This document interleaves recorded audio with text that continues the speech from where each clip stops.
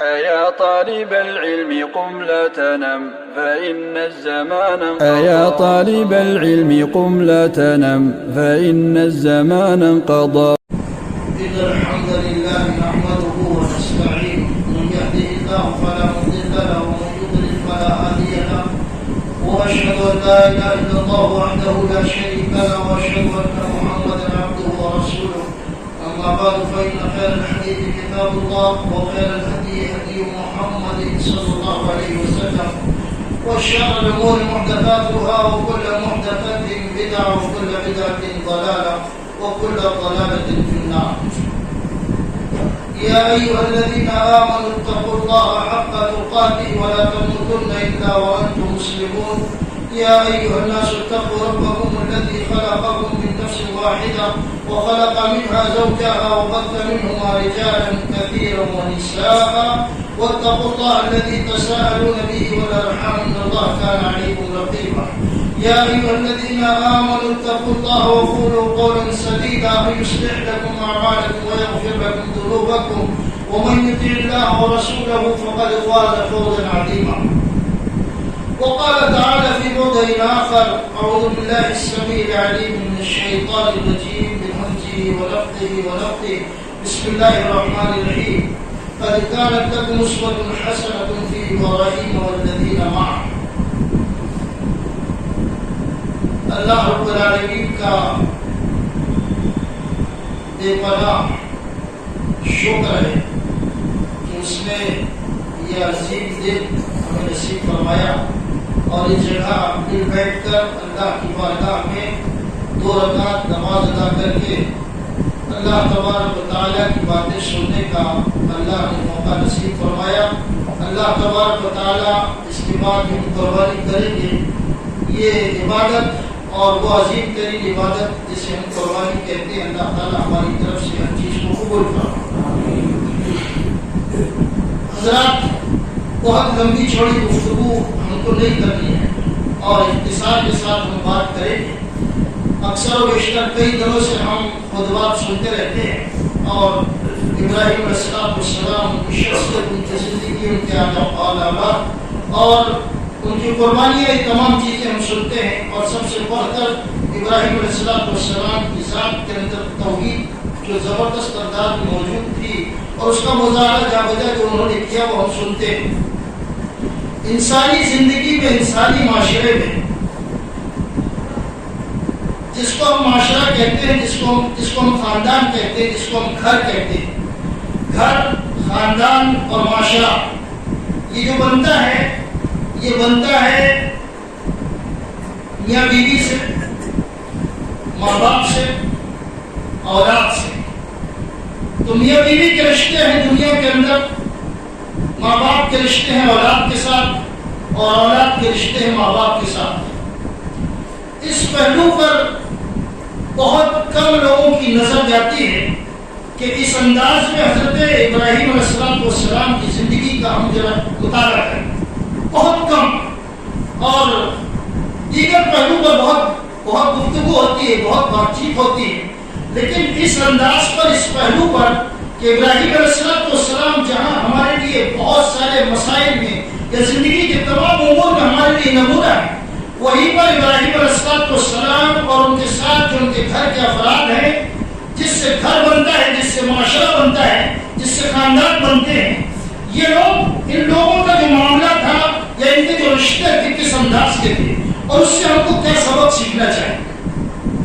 یہ چیز قابل غور ہے، بڑی اہم ترین چیز ہے. اور اس پیغام کو آج آپ یہاں سے لے کر جانا، اور دوسرا پیغام جو آپ یہاں سے لے کر جائیں گے، جو آپ قربانی کریں گے، اس قربانی میں آپ کا اور آپ کے رب کا کیا تعلق ہے، یہ پیغام بھی آپ یہاں سے لے کر جانا.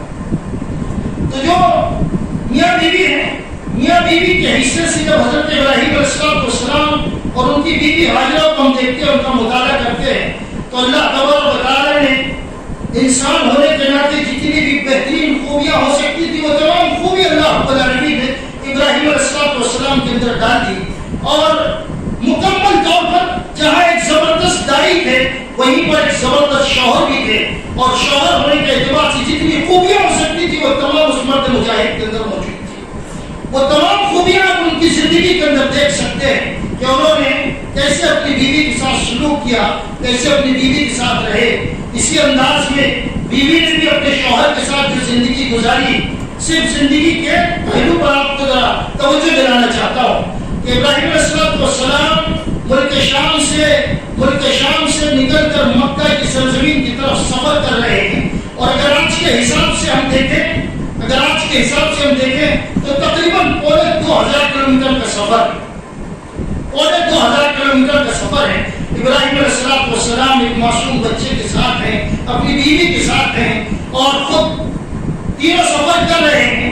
2500 کلومیٹر کا سفر ابراہیم علیہ السلام نے طے کر لیا. مکہ کی سرزمین میں پہنچے، بیوی اور بچے کو چھوڑ دیا، اور چھوڑنے کے بعد جب پلٹ کر جانے لگے تو بیوی نے سوال کیا کہ کہاں جاتے ہو. تاریخ گواہ ہے اور تاریخ میں ایسی کوئی بات نہیں لکھی کہ میاں بیوی نے 2500 کلومیٹر کا سفر کیا ہو اور بیوی نے یہ پوچھا ہو کہ آپ ان کو لے کر کہاں جا رہے ہیں، کہاں چل رہے ہیں. اللہ نے حکم دیا ابراہیم کو، اور ابراہیم نے اپنے بیوی اور بچوں کو لے کر سفر کیا 2500 کلومیٹر کا. اور 2500 کلومیٹر پہنچنے کے بعد وادی غیر ذی زرع میں جب اپنی بیوی اور بچے کو چھوڑ کر جانے لگے تو صرف اتنا سوال کی بیوی نے کہ آپ ہم کو چھوڑ کر کہاں جا رہے ہیں. جواب نہیں دیا. 3 مرتبہ سوال کیا، جواب نہیں دیا. تو پھر خود سے پوچھا کہ کیا اللہ کا یہی حکم ہے؟ تو حضرت ابراہیم علیہ السلام نے جواب دیا اپنی بیوی کو کہ اللہ کا یہی حکم ہے. اس کے بعد نہ کوئی سوال ہوا نہ کوئی جواب ہوا. ابراہیم علیہ السلام چلے گئے اور یہ صابر بیوی اپنے اس معصوم بچے کے ساتھ اسی وادی غیر ذی زرع میں اس چکیل میدان میں رہتے. یہ ہے بیوی کا کردار. 2500 کلومیٹر کا سفر کیا. شوہر سے نہیں پوچھا ہم کہاں جا رہے ہیں. اس زمین میں جب چھوڑا تو صرف اتنا پوچھا کہاں جا رہے ہیں چھوڑ کر. اور 3 مرتبہ جب جواب نہیں ملا، 4تھی مرتبہ خود سے کہا کہ کیا اللہ کا یہی حکم ہے؟ تو کہا ہاں یہی حکم ہے. تو اس بیوی نے اپنے شوہر کے اس بات کو قبول کرتے ہوئے اپنے معصوم بچے کے ساتھ اسی سرزمین میں اپنا ڈیرا ڈال دیا. یہ بیوی کا کردار ہے. یہ بیوی کا اپنی عورتوں کو بتاؤ اطاعت کس کو کہتے ہیں، فرما برداری کس کو کہتے ہیں. اور جب تک اس کائنات میں کوئی عورت اپنے شوہر کی مکمل فرما برداری نہیں کرے تو وہ جنت میں جا نہیں سکتی. میں بار بار یہ جملہ کہتا ہوں، اور حدیث میں بھی ہے کہ اللہ کے حقوق کے بعد اس کائنات میں سب سے عظیم ترین مرتبہ اگر کسی عورت کے لیے تو اس کے شوہر کا ہے. جب تک اپنے شوہر کی اطاعت اور فرما برداری نہیں کرے گی جنت میں داخل نہیں ہو سکتی. یہ بیوی کا کردار تھا. اور پھر ماں باپ کا جو کردار تھا، اسماعیل علیہ السلام کی شکل میں اسماعیل علیہ السلام جو ملے اور جس انداز کی تربیت کی بیٹے کی تربیت کی، تو بیٹی کی جب تربیت کی تو بیٹے سے کہا اللہ رب العالمین کے حکم کے بعد کہ بیٹا دیکھو اللہ نے مجھے حکم دیا کہ تم کو ذبح کرو اللہ کی راہ میں، اللہ کی خوشنودی کے لیے. تو ابراہیم علیہ السلام نے بحیثیت باپ اللہ کے حکم کو بیٹے کے سامنے رکھا، اور بیٹے نے بحیثیت بیٹا وہ عظیم ترین کردار نبھایا جس کو قرآن مجید نے نقل بھی کیا ہے کہ آپ جو فیصلہ مناسب سمجھتے ہیں، جو چاہتے ہیں اللہ کی خوشنودی کے لیے وہ کر گزریے، مجھے آپ صبر کرنے والا نہیں پائیں. یہ ایک صالح اولاد کا، ایک صالح باپ کو، ایک پیغمبر کا جواب ہے اولاد کا کہ ہمیں کوئی مذائقہ نہیں، ہمیں کوئی تکلیف نہیں. ذبح ہونے میں اللہ کی راہ میں اگر اللہ نے آپ کو حکم دیا ہے تو ہم بحیثیت اولاد اپنے باپ کو یہ کہتے ہیں کہ آپ ہمیں اللہ کے راہ میں قربان کر دیجیے، ہمیں ذرہ برابر کوئی تکلیف نہیں ہوگی. آپ بلا چھوڑا اس حکم کی تعمیر کیجیے، ہمارے دل کے اندر کوئی قلق اور کوئی تکلیف نہیں ہوگی. ایک صالح اولاد کا جواب اپنے ماں باپ کو، اولاد اپنے ماں باپ کے تعلق سے جواب کو یاد رکھیں کہ حضرت اسماعیل علیہ السلام نے کتنی فرما برداری کا، کتنی جانثاری کا اور کتنی محبت کا ماں باپ سے مظاہرہ کرتے ہوئے اپنے رب کی خوشنودی کے لیے جواب دیا باپ کو کہ کسی بھی طرح کا کوئی قلق، کوئی تکلیف اپنے دل میں محسوس مت کیجیے، ہمیں آپ ذبح کر دیجیے اللہ کی خوشنودی کے. ایک صالح اولاد کا جواب ماں باپ کے لیے. اور کیا مرتبہ ہوگا اسماعیل علیہ السلام کے نزدیک اپنے ماں باپ کا، اور کیا مقام ہوگا کہ بغیر کسی چھوٹ چھڑا کے، بغیر کسی سوال و جواب کے صرف زبان سے یہ جملہ نکلا، افعل، آپ کر گزرے. یا ابتی فالا، اے میرے ابا جان، اے میرے باپ، یہ حکم کی تعمیل کر گزریے، کسی بھی طرح کی کوئی تکلیف آپ ہمارے اندر نہیں پائیں گے۔ تو ایک صالح اولاد کا کیا رویہ تھا، کیا سلوک تھا اپنے ماں باپ کے ساتھ، وہ بھی ایک زبردست حضرت اسماعیل علیہ السلام کی زندگی کے اندر موجود ہے۔ اور یہ جو نوجوان نسل ہے، اس نوجوان نسل کو میں سمجھانا چاہتا ہوں کہ یہ جو ماں باپ ہے نا، یہ ماں باپ اس کائنات میں اللہ تبارک و تعالیٰ نے اس سے عظیم اور اس سے زبردست اور اس سے محبت والا رشتہ نہیں رکھا ہے، بہت عظیم ترین رشتہ۔ اور نوجوانوں، جب تک تمہارے ماں باپ تم سے خوش نہیں ہوں گے، اس کائنات کا رب تم سے خوش نہیں ہو سکتا۔ اور جب تک تم اپنے ماں باپ کو راضی کر کے، اپنے ماں باپ کو خوش کر کے اپنے رب کو خوش نہ کر لو، جنت تم کو نہیں مل سکتی۔ اور اگر دونوں میں سے کوئی ایک ہو تو یہ دونوں میں سے کوئی ایک بھی تمہارے جنت میں جانے کا سبب بنے گا۔ یہ عظیم ترین دولت ہے، اس دولت کی قدر کرو، اس کی قیمت کو دیکھو، ان کے فضل کو، ان کے شرف کو دیکھو۔ ان کو نہیں پہچانو گے، رب کو کبھی نہیں پہچان سکتے۔ ان کو خوش نہیں کرو گے، رب کو کبھی خوش نہیں کر سکتے۔ حضرت عبداللہ بن عباس رضی اللہ عنہ کی خدمت میں کہا گیا ہے، اس آدمی نے کہا کہ ابن عباس، ایک عورت تھی، اس کو نے پیغام دیا تھا، ایک عورت کو پیغام دیا تھا، لیکن اس پیغام کو میری طرف سے قبول نہیں کیا گیا۔ ایک دوسرے آدمی نے پیغام دیا، وہ قبول کر لیا گیا، تو میں نے اس آدمی کا قتل کر دیا۔ اس کائنات میں جو بھی مسلمان کسی مسلمان کا جان بوجھ کر قتل کر دے تو وہ جہنمی اور وہ جہنم میں جائے۔ یہ قرآن کہتا ہے، قرآن کے اندر اس کی تفسیر موجود ہے۔ اس آدمی نے کہا میں نے ایک آدمی کو قتل کر دیا، لیکن اب مجھے افسوس ہے کہ میں نے قتل کر دیا، تو اس کا کیا ازالہ ہو سکتا ہے؟ اس کا کیا ازالہ، کیا کروں میں کہ اس کا ازالہ ہو جائے؟ تو حضرت ابن عباس نے اس کو پوچھا کہ کیا تیری ماں زندہ ہے؟ تیری ماں زندہ ہے؟ تو اس نے کہا نہیں، میری ماں زندہ نہیں۔ ابن عباس رضی اللہ عنہ نے کہا پھر تو جاؤ، توبہ استغفار کرو، اللہ سے معافی مانگو، خلوص کے ساتھ اللہ تعالیٰ ہو سکتا ہے گناہ کو معاف کر دے۔ وہ آدمی چلا گیا۔ لوگوں نے ابن عباس سے پوچھا کہ ابن عباس، تم نے اس سے پوچھا تھا، اس نے قتل کا معاملہ بیان کیا، اور اس نے پوچھا کہ ازالہ کرنا چاہتا ہوں، توبہ استغفار، یہ ندامت ہے مجھے، تو کیا کروں؟ تو آپ نے پوچھا تیری ماں ہے کیا؟ ماں کے بارے میں کیوں پوچھا؟ ماں کے بارے میں کیوں پوچھا تھا؟ تو ابن عباس نے کہا کہ اس نے گرچہ کہ قتل کیا تھا، لیکن اگر اس کی ماں زندہ ہوتی اور ماں کی خدمت کرتا، اس کو راضی کر دیتا، تو اللہ رب العالمین جنت کا ایک دروازہ ضرور اس کے لیے کھول دیتا۔ یہ ہے ماں کی عظمت، یہ ماں کی عظمت ہے۔ ہماری زبانوں سے جو الفاظ نکلتے ہیں، یا ہمارا جو کردار ہے ہمارے ماں باپ کے ساتھ، یا جو کچھ سلوک ہمارے ماں باپ کے ساتھ ہے، یہ اللہ رب العالمین کی ناراضگی کا بہت بڑا سبب ہے۔ اور اگر اس کے مقابلے میں ہم نے اپنے ماں باپ کو راضی کرتے ہوئے زندگی گزاری، فرمانبرداری کرتے ہوئے زندگی گزاری ہے، تو اللہ رب العالمین ہم سے راضی ہے۔ اس نقطے کو سمجھیں اور اسی انداز میں یہ تینوں شخصیتوں کو آپ سامنے رکھتے ہوئے رشتوں کو سمجھنے کی کوشش کریں کہ یہ رشتوں کو کس انداز میں، کس عظمت کے ساتھ حضرت ابراہیم نے، حضرت ہاجرہ نے، حضرت اسماعیل نے نبھایا ہے، ماں باپ کے حصے سے اولاد کے ساتھ، اولاد کے حصے سے ماں باپ کے ساتھ، اور میاں بیوی ہونے کے حصے سے ایک دوسرے کے ساتھ کیسا کردار انہوں نے نبھایا ہے۔ اس کردار کو سامنے رکھتے ہوئے، ان کی شخصیتوں کو سامنے رکھتے ہوئے آپ بھی کچھ سبق ان کی زندگی سے سیکھیں، ان کی زندگی سے کچھ تو سبق حاصل کریں۔ اور خاص طور پر نوجوان طبقہ اپنے ماں باپ کی عظمت کو، ان کے شوق کو، ان کے فضل کو پہچانے اور ان کے مقام کو پہچانے۔ ایسا ہو ہی نہیں سکتا کہ کسی کے ماں باپ ناراض ہو وہ جنت میں چلا جائے۔ نبی اکرم محمد رسول اللہ صلی اللہ علیہ وسلم فرمایا کہ ماں باپ کے اگر دونوں زندہ ہیں تو تمہارے لیے جنت کے دو دروازے کھلے ہوئے ہیں، اور اگر دونوں میں سے ایک زندہ ہے تو تمہارے لیے ایک دروازہ کھلا ہوا ہے۔ یہ ہمارے لیے جنت کے دروازے ہیں۔ اگر ان کو راضی کر لیا تو جنت ہمارے لیے، اور اگر ناراض کر دیا تو رب اللہ کے نبی نے فرمایا کہ ماں باپ کی ناراضگی رب الجلال کی ناراضگی کا سبب بنتا ہے۔ تو میرے بھائیوں، رشتوں کو پہچانو، ان شخصیتوں کو سامنے رکھتے ہوئے، اور جو قربانی ہم کریں گے، دوسرا پیغام جو قربانی ہم کریں گے، یہ قربانی جو ہم کر رہے ہیں، میں دیکھ رہا ہوں اپنے معاشرے کے اندر، جس نے کبھی 5 وقتہ نماز نہیں پڑھی، بہت سے لوگ جمعہ میں نہیں آتے، بہت سے لوگ عید بقرعید پڑھتے ہیں، کسی کو رمضان کے روزوں سے کوئی سروکار نہیں، کوئی تعلق نہیں، ایک عجیب سی زندگی مسلمان جانور خریدا ہے، جانور خریدا ہے، سبھی لوگوں نے خریدا ہے جانور۔ بچے بڑے شوق سے گھماتے ہیں، ہم بھی بڑے شوق سے دیکھتے ہیں۔ میں ایک بات پوچھنا چاہتا ہوں آپ سے، ایک بات پوچھنا چاہتا ہوں جانوروں کے تعلق سے، کہ آپ ابھی جائیں گے اور اس جانور کو حضرت ابراہیم علیہ السلام کی سنت ادا کرتے ہوئے ذبح کریں گے، ذبح کریں گے، تو میں آپ سے ایک سوال کرتا ہوں کہ آپ کا اور آپ کے رب کا کیا تعلق ہے؟